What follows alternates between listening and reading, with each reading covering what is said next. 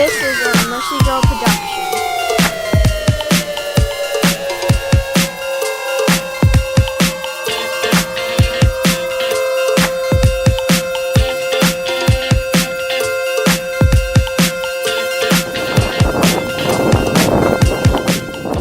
Change the transmission fluid on the Ford Edge today, 32,000 miles. But on this cold day, we need to get it started. So we'll get in, crank her up, see how she cranks. There we go. Got it running on this nice, beautiful 15-degree Saturday morning. Anyway, we'll let her get warmed up and then we'll take off and drive to the fluid change, express lube. Well, there's one thing that I do have to do is I have to drive this Edge just a little bit further just to get it up to operating temperature due to the fact that it's only 13 degrees outside. So I'm going to drive it here a little extra long trip and a long round way to get there just so I can get the transmission up to operating temperature along with the engine and coolant. So just taking a little bit extra time to get it out there and get it warmed up. But we'll get there and we will get the fluid changed in the transmission. Alright. We got the Ford Edge up to operating temperature, so we're going to go ahead and pull into Express Lube Plus and get the transmission fluid changed. So here we go, turning in. And there they are, on cue, as always. What type of fluid is that? This is Coastal. Is that the LV, Mercon LV? It's actually a universal fluid that covers the LV. It covers many types of new fluid. It has all the friction modifiers in it. Fast does it? Okay. Enough, or you want a little Just more? a little bit more so we can have a... There we go. Just a little comparison to what we're looking at.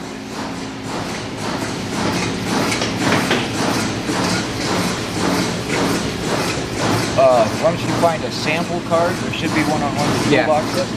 And so how many quarts, liters, or whatever it is that we do here? we flush the standard 12 quarts. 12 quarts. Yep. It is a 12-quart system that I'm assuming on this.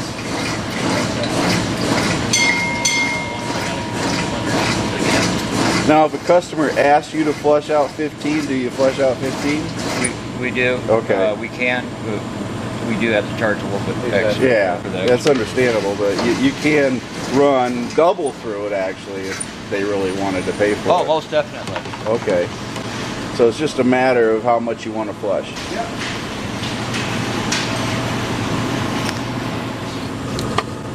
I'm just going to try to get a little sample of this to start with.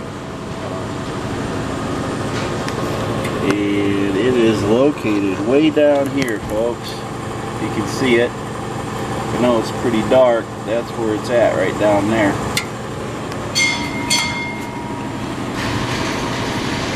Down underneath the air box is where you're going to find it. It doesn't boil. It won't boil out. You don't need a reservoir. You put it in once and you never have to top it off. You never have to change it. Okay. I'm going to be doing a little investigation on that because I've been doing this a lot of years and that kind of goes against everything. I find that expansion is you know, if he's saying that you don't need a reservoir, then I'm going to question that because all fluid expands and contracts under heat and cold. Exactly. So, you know, there's something else that would have to be doing. There has to be something. We're going to see if this hose is going to fit, but I might have to switch to a smaller one. I think they went with the smaller one last time. I'm not sure. I'm thinking so too. Some of them you can get by, but this one is not. So we'll get the small hose out. So that's what, a 3/8 inch hose? I do think we'll use a 1/4 inch. 1/4 inch hose? Yeah. So the 1/4 inch hose will not fit down into the transmission filler cap down there to do the exchange, so they got to get the smaller hose, and it is, what size is that one? A little smaller. I thought they used the blue one. A couple hoses. I think they used the blue one last time. I could be wrong, but I'm pretty sure they used the blue one.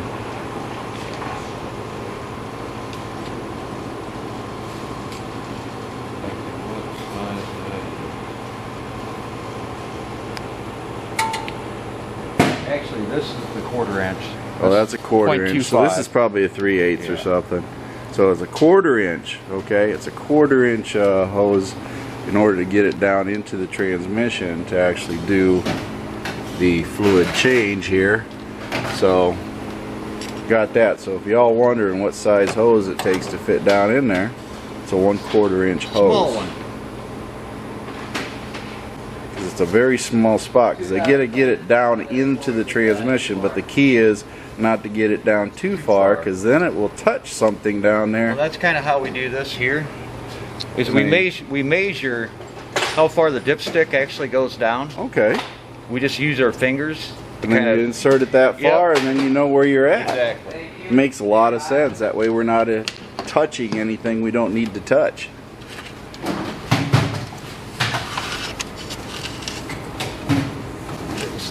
Lose your place.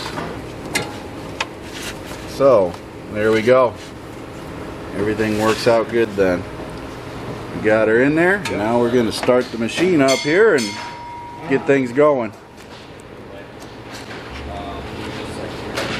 Do you guys hook a hose up to run the gas out while you run it then, or? We can. We usually have enough insulation or ventilation in here that Makes all we have to do sense. is crack the doors a little bit Yeah. because of the draft.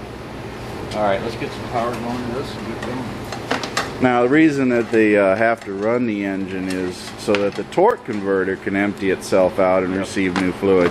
Under conventional changes, when you get up underneath the transmission to change it, you're only changing out what is in the pan. You're not changing out the torque converter. So And the torque in order, converter holds about 1/3 of the fluid. so out of that 12, your 4 quarts of your fluid is going to be remaining in the torque converter. So you want to make sure that you do that. But you're going to have to essentially, in order to accomplish that, change it about 3 times, which means you're wasting a lot of money because then you're buying 3 times as much fluid to do a change. But now we can see the fluid. This here is 32,000 miles, and as you can see, it is actually a red color. It's not a dark color like it was at the 92. So I'm going to say that this fluid is probably premature, but the reason I'm doing it is I'm trying to find out when is the best time to change it. 32 or 92, or is it somewhere around 60? So we'll see from there, and if I like the results of this 32, I'll probably take it to 50 or 60 before I change it again. Now this is the sample of the fluid on the card for inspection of the transmission. It doesn't look bad at all, but we're going to compare the colors in the 2 cups and see which one and how close to color is the old transmission fluid compared to the new. And of course today I have Tom doing the change. Last time was the operator Gary, but Tom's doing the change this It was time. Gary and Tom last time. Oh, okay, yeah, it's both of them. It's a joint effort. Apparently, Tom shows Gary what to do, right? I don't know. It might be the other way around. Just making fun. Anyway, trying to get her all changed out, and we're gonna see where we end up. Okay, now we got to start the engine up.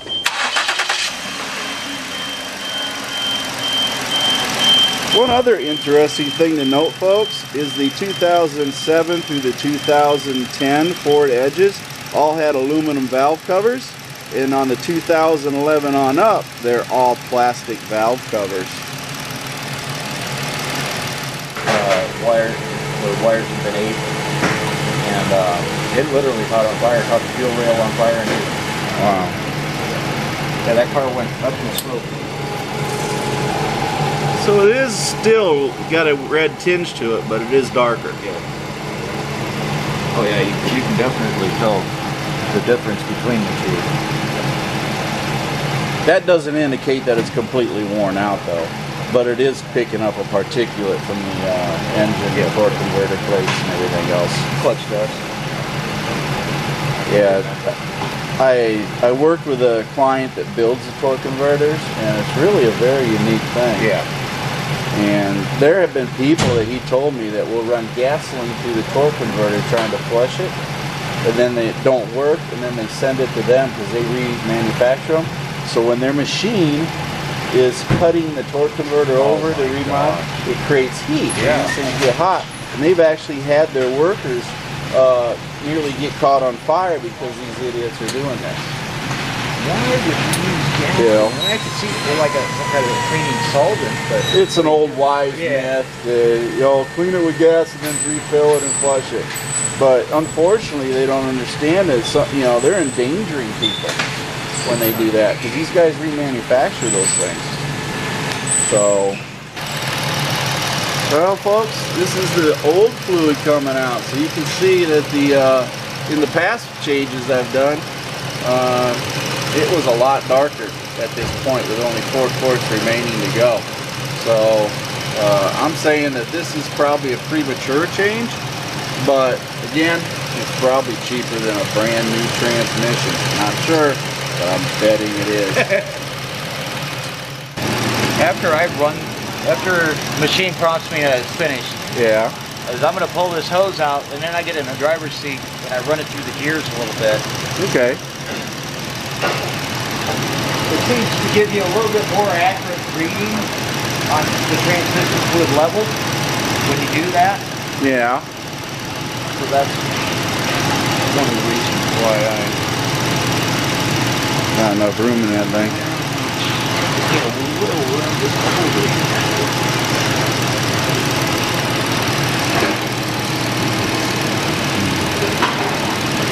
Now he's just going to shift it through the gears real quick. No big thing.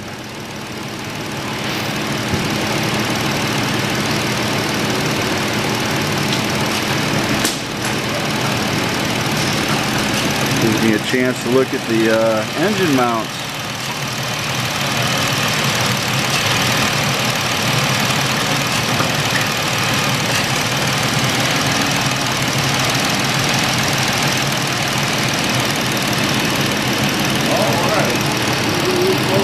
It reminds me, I think I'm going to take and check the transmission torque mount on this thing because that engine didn't look like it was moving too much. But I might want to see just how solid it is.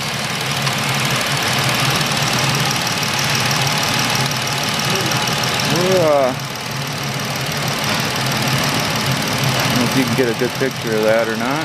Not really. I think we're going to have to give it just a little bit. Add a little bit to it. Not quite all the way full. Well, it's just a little bit lower than where I'd like it. Yeah, it's right at the bottom of the stick, so we just add about another what? Tiny bit to it. Yeah, probably about a half quart. Half quart in there. Get her up on the line. To it out, I would have to measure that stick in order to get it down. Yeah, to the you're proper just length. shoving it down there far enough to add fluid. Exactly. So, just gonna add about a half a quart to it to top her off. Then we'll remeasure it again. This time he's just going to add, he's not going to take and suck anything out.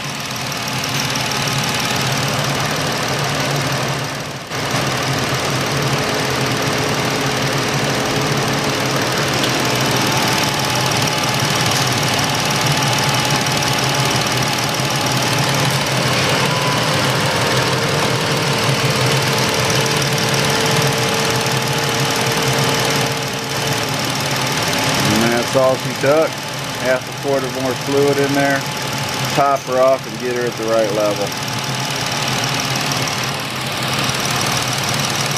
Now, as you all know, I left the house about 8:30 and it is 9:08 right now. So right now I got about 48 minutes into this thing, including my drive. So just about done to wrap her up. I'm gonna pay. I should be home in the next 15 minutes. So a little over an hour to get the entire thing done here, including paying and driving home.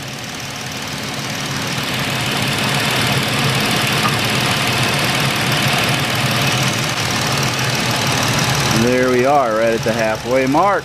Perfect, good and as gold, so we're good to go. Now we're going to show you the comparison of the old fluid to the new fluid.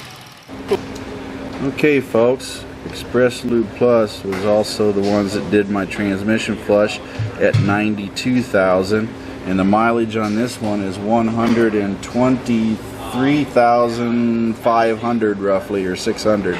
So it's been almost 32,000 miles on this transmission flush.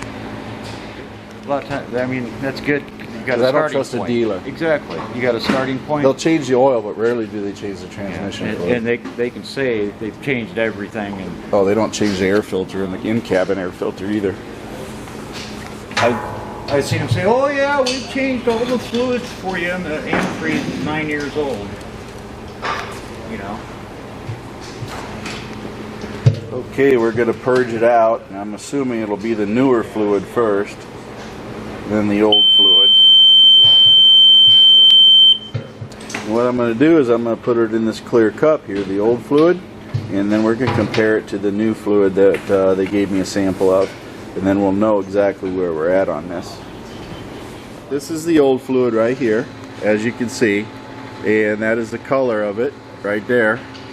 And this is what it looks like after just 32,000 miles. So it does have that red tinge to it. It's pretty liquidy yet, but as you can see, it has picked up particulates just at 32,000 miles. So I'm gonna say it's still good, and in Tom's opinion, it's still got some life left in it, I think.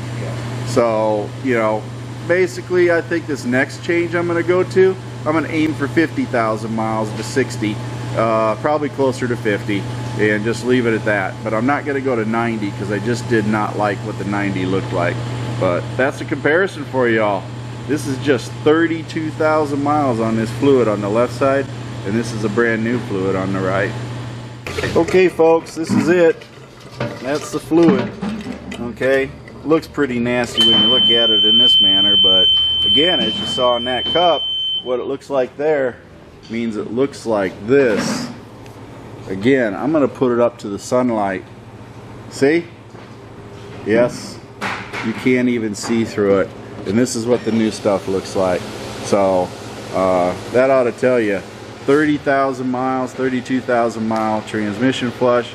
So this is where we're at. Okay folks, 9:28. We're going to button her up, and then I'm going to pay and go home. So roughly about an hour and 15 minutes total time elapsed for the transmission flush, including the drive here and drive back home. That for you.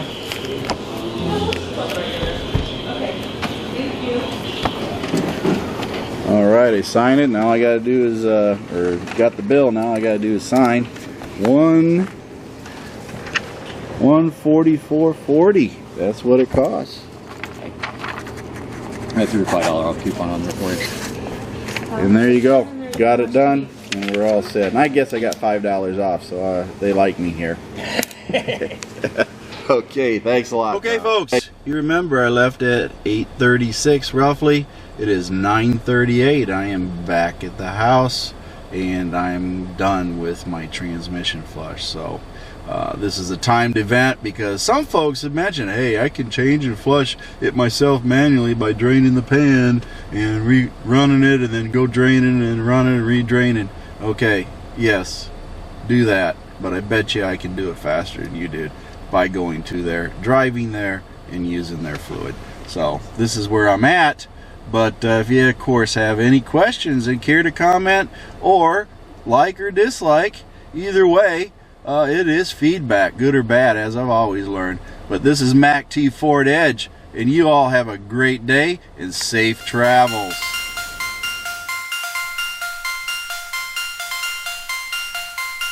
Thank Thank you for watching, and remember to like my videos and subscribe to Mac